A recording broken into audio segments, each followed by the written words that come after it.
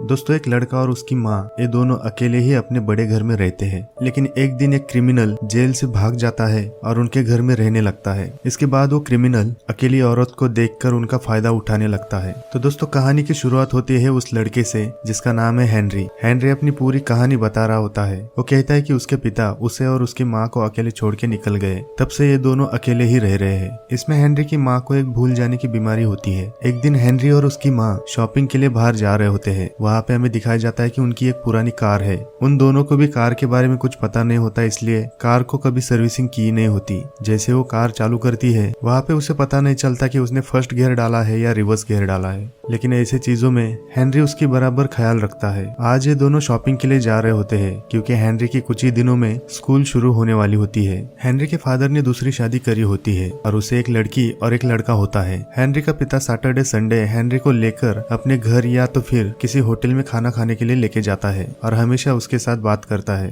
Henry की माँ का नाम है एडल और एडल हमेशा लोगों से बात करने में बहुत ज्यादा डरती है। बाहर कहीं भी जाती है तो वह हेनरी को लेकर ही जाती है। आज ये दोनों सुपरमार्केट में शॉपिंग करने के लिए आए होते हैं। वहाँ पे हेनरी को एक आदमी मिलता है और उससे बात करने लगता है। इस आदमी का नाम है फ्रैंक। फ्रैंक कहता है कि मुझे मदद की जरूरत है, क्या तुम मेरी मदद करोगे? हेनरी कहता है मैं अपनी माँ के साथ आया हूँ। फ्रैंक कहता है तुम्हारी माँ मेरी मदद जरूर करेगी। फ्रैंक को कहीं जाना होता है इसलिए वो उससे मदद मांगता है। तुम्हारे बेटे ने कहा कि वो मेरी मदद करेगा, मुझे कहीं जाना है तो क्या तुम मुझे लिफ्ट दोगी? एडल कहती है कि मेरा बेटा अभी इतना समझदार नहीं है, हम तुम्हारी मदद नहीं कर सकते। लेकिन फ्रैंक कहता है कि तुम लोगों को मेरी मदद करनी होगी क्योंकि फ्रैंक का हाथ हेनरी के गले पे होता है और वो डायरेक्ट उनको धमकी देकर ही कहता है कि तुम्हें मेरी मदद करनी ही होगी। फिर एडल मान जाती है। ये सब लोग गाड़ी में जाके बैठ जाते हैं और एडल उसे कहती है कि तुम्हें कहाँ जाना है? फ्रैंक कहता है कि फिलहाल तो तुम मुझे अपने घर लेकर चलो क्योंकि मुझे कुछ देर के लिए आराम करना है और इसके बाद मैं चला जाऊंगा। एडल वहाँ पे उसे पूछती है कि तुम्हारे पेट पे ये चोट कैसी? फ्रैंक कहता है मैं जेल में था, मेरे अपेंडिक्स का ऑपरेशन होने वाला था इसलिए मुझे हॉस्पिटल में एडमिट किया और उसी वक्त मैं खिड़की से बाहर निकला तब मैं वहाँ पे गिर गया और वहाँ से मैं भाग निकला। फ्रैंक कहता है तुम्हें ज्यादा टेंशन लेने की जरूरत नहीं है, मैं कुछ देर के लिए यहाँ पे रहूंगा, आराम करूंगा और फिर यहाँ से निकल जाऊंगा। एडल कहती है कि क्या तुम हम दोनों को तकलीफ दोगे? फ्रैंक कहता है कि मैंने अपनी जिंदगी में किसी को तकलीफ नहीं दी और वो वादा करता है कि तुम लोगों को कुछ नहीं होगा। एडल कहती है कि हमारे घर पे हमेशा कोई ना कोई आता रहता है, तो अगर हम लोगों को कुछ हुआ तो तुम बचोगे नहीं। फ्रैंक कहता है कि मैं अभी अभी जेल से बाहर निकला हूँ और मैं कोई क्राइम करके फिर से जेल में नहीं जाना चाहता, और वो कहता है कि जब तक मैं यहाँ पे रहूंगा तुम्हारे कुछ काम भी करूंगा।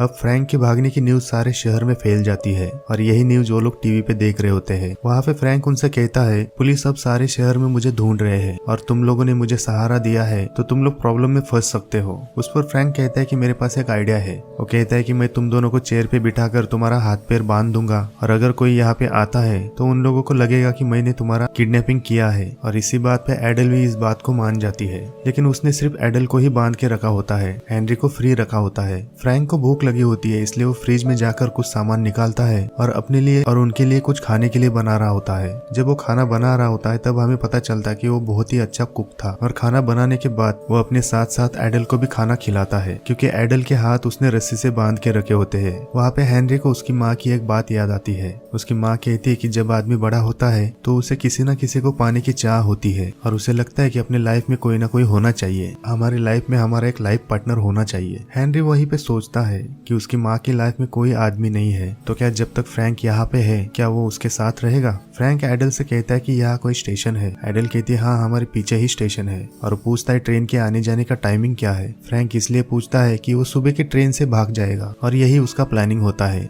हेनरी शाम को सोते समय वो नीचे अपनी माँ को देखने के लिए आता है। वो देखता है एडल वहाँ पे बंधी हुई है और फ्रैंक सोफे पे सोया हुआ है, लेकिन फ्रैंक भी उसे देख लेता है। इसके बाद हेनरी फिर से अपने कमरे में जाके सो जाता है। अगली सुबह हेनरी और फ्रैंक ये ब्रेकफास्ट कर रहे होते हैं। वहाँ पे हेनरी उसे पूछता है कि तुम ऐसे इजीली भागकर कैसे आए, क्या तुम्हें किसी गार्ड ने नहीं देखा? फ्रैंक कहता है गार्ड ने मुझे जरूर देखा और मैंने उसे कहा कि अगर तुम बीड़ी वगैरह पीने के लिए बाहर जाओगे तो मैं खिड़की से कूदकर भाग चला जाऊंगा, और उस गार्ड को ये मजाक लगा इसलिए वो बाहर चला गया और मैं चुपके से वहाँ से निकल आया। वो कहता है कि अगर तुम मजाक मजाक में किसी से सच बातें बताने लगे तो इस बात को वो लोग सच में मजाक में ले लेते हैं। वहाँ पे एडल आ जाती है और एडल फ्रैंक को पूछती है कि आज तुमने मुझे बांध के क्यों नहीं रखा? फ्रैंक फ्रैंक कहता है कि अभी उसकी जरूरत नहीं है, अगर पुलिस आती भी है तो तुम सच सच ही बताओगे कि तुम्हें बांध के रखा था। वहाँ पे फ्रैंक उससे पूछता है कि अब तक ट्रेन की कोई आवाज क्यों नहीं आई। एडल कहती है शायद लेबर डे चल रहा होगा इसलिए कोई ट्रेन चालू नहीं होगी, ट्रेन बंद है इसलिए वो 2-3 दिन के लिए वहीं पे रुक जाता है। लेकिन फ्रैंक उनके ऊपर कोई बोझ नहीं बनने वाला था, इसलिए वो घर के सारे काम करने लग जाता है। फ्रैंक ने घर में साफ सफाई करना शुरू कर दिया और जो गाड़ी खराब थी उसे रिपेयर करके ओके कर दी। जब वो लकड़ियां देखने जाता है तब उसे पता चलता है कि वो आदमी एडल को बहुत महंगी भाव में लकड़ियां बेच रहा होता है, तो फ्रैंक उसे समझाने लगता है। वहाँ पे हेनरी को बेसबॉल खेलना भी सिखाता है। कुछ देर बाद वहाँ पे एक पड़ोसी आदमी आता है और उसी वक्त फ्रैंक एडल को पकड़ के रखता है और हेनरी को कहता है कि जाकर तुम मुझसे मिलो और रोजाना जैसे बात करते हो वैसे ही बात करो ताकि उसे किसी बारे में शक नहीं होना चाहिए। वो पड़ोसी आकर उससे बात करता है। वो कहता है कि मेरे पास एक्स्ट्रा एप्पल थे और ये मैंने तुम्हारे लिए लाए हैं। वो उससे पूछता है कि तुम्हारी माँ कहाँ पर है।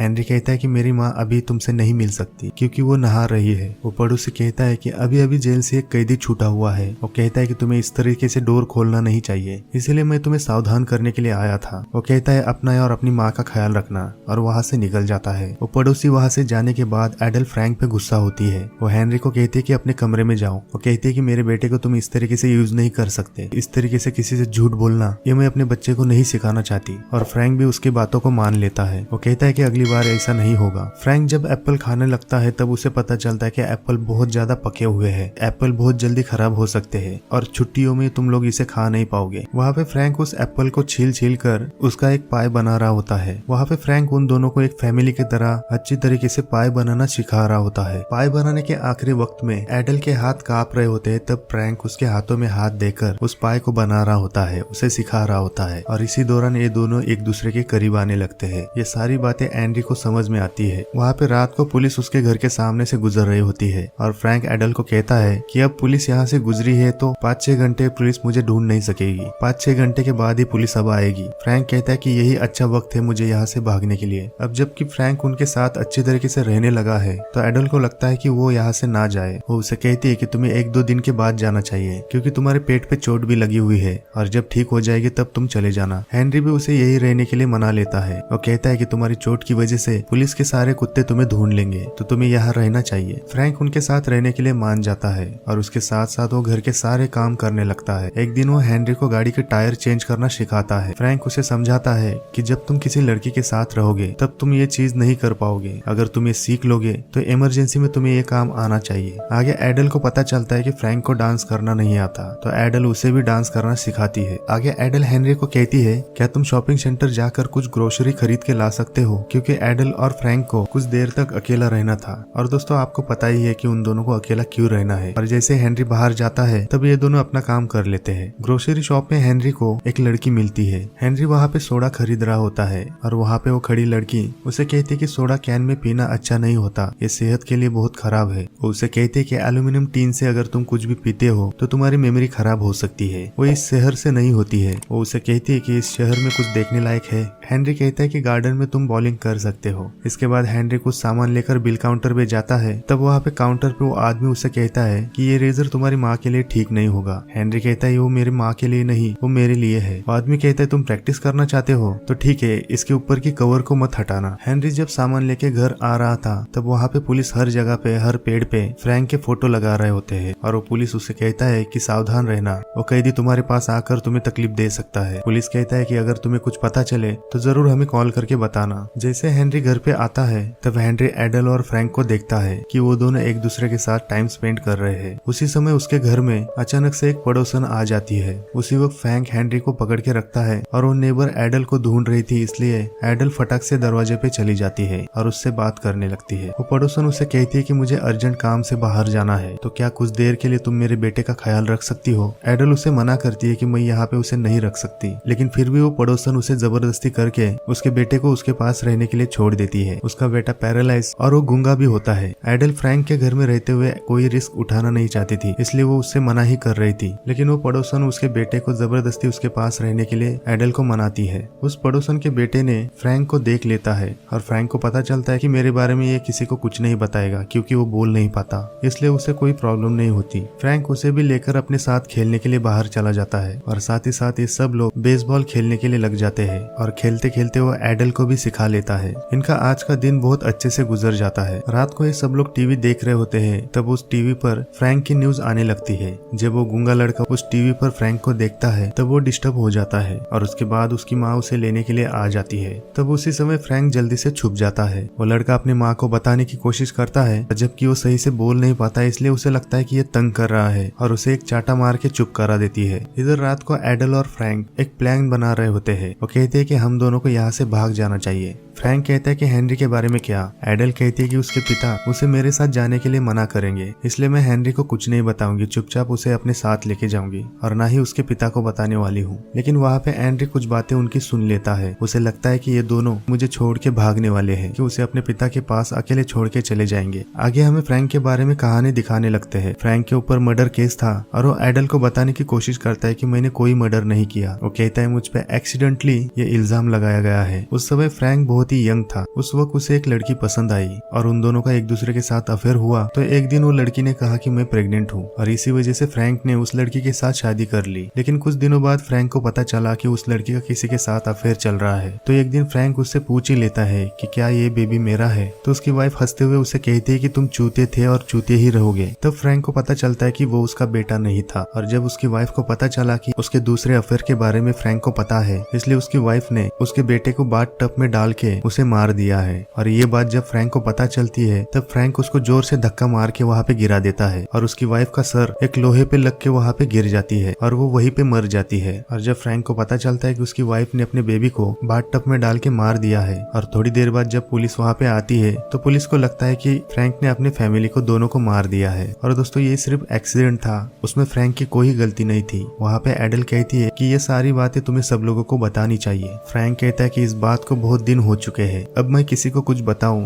तो कोई भी इस पे भरोसा नहीं करेगा। अगली सुबह हेनरी को पता चलता है फ्रैंक और एडल दोनों बात कर रहे होते हैं। जब हेनरी वहाँ पे जाता है तब एडल उसे कहती है कि हमें कनाडा जाना है, तो इस बारे में हमें बहुत ज्यादा इन्फॉर्मेशन चाहिए, इसलिए तुम्हें लाइब्रेरी जाके एक बुक लानी होगी। और हेनरी उस बुक को लाने के लिए चला जाता है। उसी दौरान फ्रैंक और एडल को और भी थोड़ा टाइम मिल जाता है। वहाँ पे ये दोनों रोमांस करना शुरू कर देते हैं। जब हेनरी लाइब्रेरी में चला जाता है तब वहाँ पे उसे एलन दिखती है। हेनरी उसे पूछता है कि तुम यहाँ पे कैसे। एलन कहती है कि मेरे माता पिता का डिवोर्स हो चुका है। वो कहती है कि पहले मैं अपनी माँ के साथ रहती थी, लेकिन उसके माँ को भी अपने बॉयफ्रेंड के साथ रहना है, इसलिए उसने मुझे अपने पिता के साथ रहने के लिए कहा। हेनरी कहता है कि मेरे भी माँ का अभी अभी एक बॉयफ्रेंड बना है। वो कहता है कि बॉयफ्रेंड और गर्लफ्रेंड की वजह से लोग थोड़े पागल हो जाते हैं, वो क्या डिसीजन लेते हैं उनको ही पता नहीं होता। एलन कहते हैं कि तुम्हें अपनी माँ से जाकर बात करनी चाहिए, लेकिन हेनरी को ये बात सही नहीं लगती, इसलिए वो वहाँ से कुछ किताबें लेकर चला जाता है। एक दिन वीकेंड में हेनरी के पिता उसे लेकर जाते हैं, जैसे हर वीकेंड में उसे होटल में खाना खाने के लिए लेकर जाते हैं। हेनरी के पिता उसे कहते हैं अब स्कूल शुरू होने वाला है तो स्पोर्ट्स में तुम्हें ध्यान देना चाहिए, लेकिन हेनरी कहता है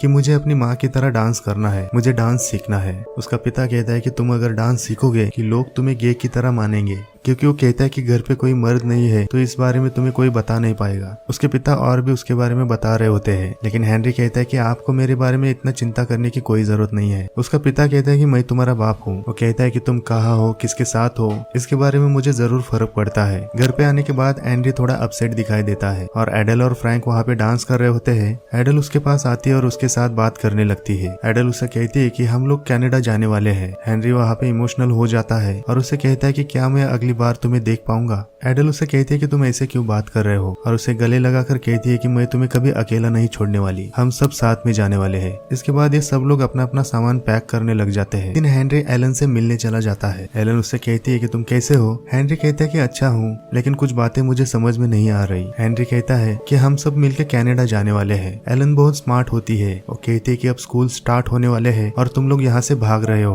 वो उससे पूछती है कि क्या जेल से जो कैदी भागा हुआ था क्या वही तुम्हारी माँ का बॉयफ्रेंड है। हेनरी उसे हाँ कहता है। एलन उसे बता रही होती है ये तो बोनी और क्लाइड की तरह है, क्योंकि वो दोनों भी चोर थे और वो ऐसे ही भाग रहे थे, और जब पुलिस ने उन दोनों को पकड़ा तो उन दोनों को मार दिया। जबकि एलन इस शहर में नई और अकेली है तो हेनरी को बड़ा चढ़ाकर बता रही होती है और उसे चने के झाड़ पे चढ़ा रही होती है, और इस शहर में वो अकेली ना पड़े इसलिए उसे डराने की कोशिश कर रही होती है। इसके बाद वो उसे किस करती है और उसे कहती है कि इसके बाद तुम मुझे कभी नहीं भूल पाओगे। उधर सामान पैक करते हुए फ्रैंक को अपने पेट के चोट से बहुत दर्द होने लगता है। एडल उसे कहती है कि मैं मेडिकल जाके कुछ दवाइयाँ लेकर आती हूँ। जब वो गाड़ी में जाकर बैठती है और वहाँ पे गाड़ी स्टार्ट करना ही भूल जाती है और वहीं पे कुछ सोचने लगती है। उसके बाद फ्रैंक वहाँ पे आता है और गाड़ी चालू कर देता है। वहाँ पे फ्रैंक गाड़ी में आकर बैठ जाता है और उससे बातें करने लगता है। वो कहता है क्या तुम मेरे साथ नहीं आना चाहती? एडल कहती है कि नहीं, ऐसा कुछ नहीं है। वो कहती है कि हेनरी के बाद हमने फिर से दूसरे बच्चे के लिए ट्राई किया था और उसके बाद जब मैं प्रेग्नेंट हुई तो मेरा बच्चा मेरे पेट में ही मर गया। उसके बाद वो कहती है कि फिर से हमने ट्राई किया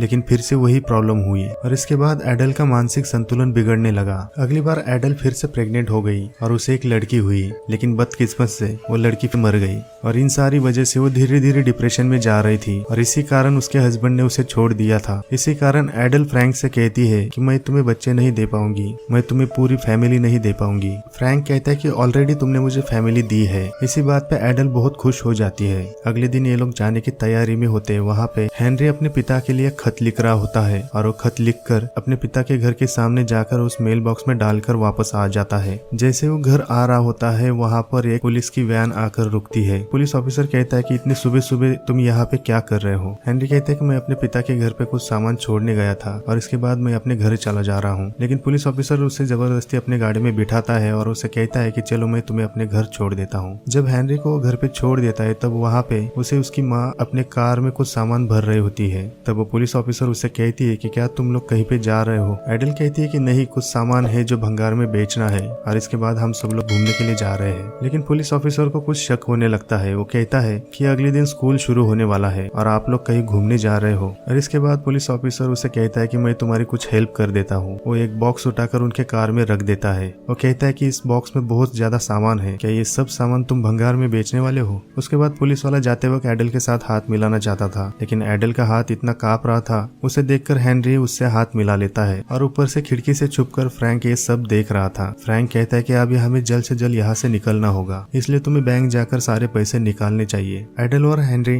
ये दोनों भी बैंक में पैसे निकालने के लिए आए होते हैं। जब ये लोग खाते से सारा का सारा पैसा निकाल रहे होते हैं तब वहाँ के एम्प्लॉय को कुछ शक होने लगा, क्या इनके साथ कुछ बुरा तो नहीं हो रहा। इसलिए वो एम्प्लॉय अपने बैंक मैनेजर से बात करती है तो वो मैनेजर एडल से बात करने लगता है। वो कहता है कि जनरली सारे लोग इतना सारा अमाउंट चेक से ही लेते हैं, आपको इतने सारे पैसों की क्या जरूरत है? उसमें एडल कहती है कि मैं ज्यादातर बाहर नहीं निकलती हूँ, इसलिए मैं सारा पैसा निकाल कर घर पे रखना चाहती हूँ। लेकिन उस मैनेजर को थोड़ा सस्पिशियस लग रहा था। उसी वक्त हेनरी उसे कह देता है कि बॉनी और क्लाइड की तरह इस कंट्री से अलग कंट्री में इनलीगली जाकर रहने वाले हैं, इसलिए हम लोग अकाउंट से सारा पैसा खाली करने वाले हैं। हेनरी के बात पर मैनेजर हंस देता है और उन लोगों को सारे पैसे निकालने का परमिशन दे देता है। ऐसी बात हेनरी को फ्रैंक ने ही सिखाई होती है कि अगर आप लोग इस तरीके से सच बोलोगे तो कोई लोग आपके ऊपर भरोसा नहीं करेगा, उनको लगेगा ये लोग मजाक ही कर रहे हैं। इधर उनके घर पे वो पड़ोसन फिर से आ जाती है और वो अचानक से फ्रैंक को देख लेती है। वो उसे कहती है कि एडल और हेनरी कहाँ पर है? फ्रैंक कहता है कि वो लोग कुछ काम से बाहर गए हुए हैं और फ्रैंक कहता है कि मैं उनका दोस्त हूँ, इसलिए घर के कुछ काम फिक्स करने के लिए आया हूँ। यहाँ पर उस पड़ोसन को थोड़ा शक होने लगता है, इसलिए वहाँ से निकल जाती है।